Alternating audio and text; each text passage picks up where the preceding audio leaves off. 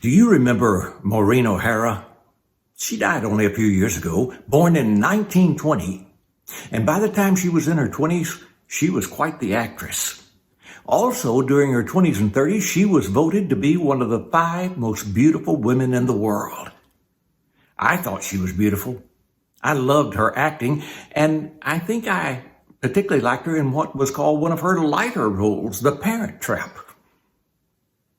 Move on down to the time that she was in her 60s. I think you'd still call her an attractive lady, but certainly not one of the 5 most beautiful. And then skip all the way down to a time shortly before his death, her death, which was at age 95. And all the physical beauty had gone.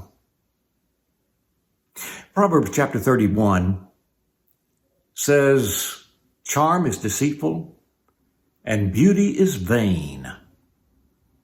But a woman that fears the Lord is to be praised." Notice the word vain. Some translations make that fleeting. Maybe that's the reason it's vain. I think also of 1 Peter chapter 3. Peter says, "Don't let your adornment be the putting on of jewels, braiding of hair, and the putting on of clothes, but rather the lasting beauty of a quiet and gentle spirit." The word adornment means that which sets you apart, that which makes you special. He isn't saying don't braid the hair. He's certainly not saying don't wear clothes. He's saying don't let that be what you're all about. Now, the point that those 2 passages make regarding women is true of just about everything that's physical. Look at this picture of the Woodman Circle home. It's in Sherman, Texas, built in 1920. In 1920, it was a mansion, referred to as a mansion, a grand building. You can perhaps see what it used to be, but 100 years later, that mansion has become an eyesore. It's faded. The roof is caving in. In fact, there's a sign out front that warns of danger. It says, "Don't go inside. Don't get close to it."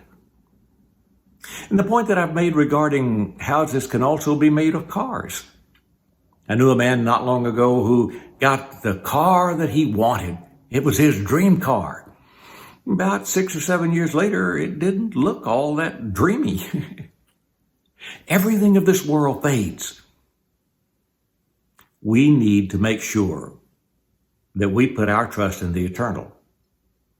And that doesn't mean that it's wrong to have a pretty car or a pretty house, or try to beautify the house that we have. There's nothing wrong with trying to make ourselves look as attractive as we can. Just don't make that your emphasis, your adornment. Let that be about the internal person, where the beauty is lasting, even beyond this world.